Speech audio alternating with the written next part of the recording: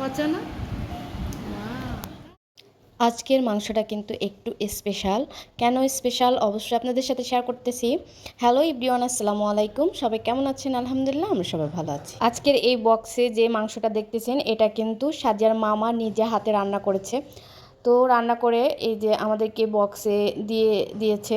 তো বাসায় নিয়ে আসার পরে আমি কিন্তু মাংসটা একটু জাল করে নিচ্ছি। তো মাংসটার অনেক সুন্দর একটা ঘ্রাণ বের হচ্ছিল। দেখতে তো মাংসটা অনেক ইয়াম্মি লাগতেছিল, তবে এই মাংসটা খাওয়ার পরেই বুঝতে পারবো আসলে টেস্ট কেমন হয়েছে। তো আপনাদের সাথে অবশ্যই এর রিভিউটা দিবে সাজিয়া। তো সাজিয়া কিন্তু অনেক খুশি যে মামার হাতের রান্না করা মাংস আর ভাত খাবে। গরুর মাংসটা আমার কাছে একটু পোড়া পোড়া হলেই বেশি টেস্ট লাগে। তো আপনাদের সাথে সাজিয়া বলবে যে মাংসটা কেমন ছিল।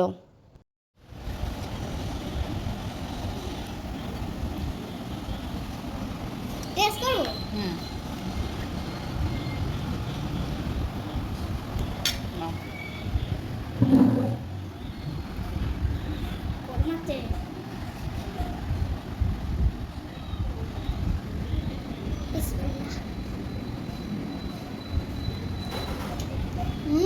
পারফেক্ট।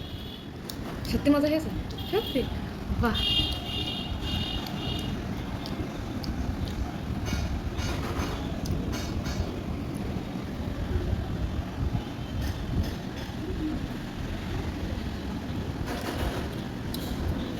তাহলে অনেক মজা, তাই তো?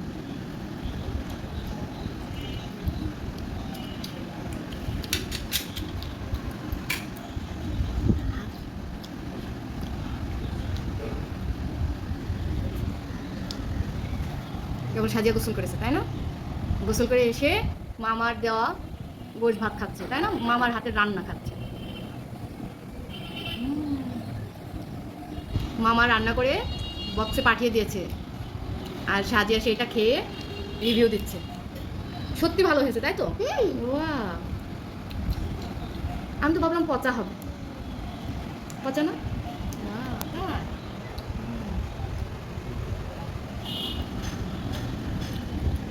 সবাইকে টাটা দিয়ে দাও।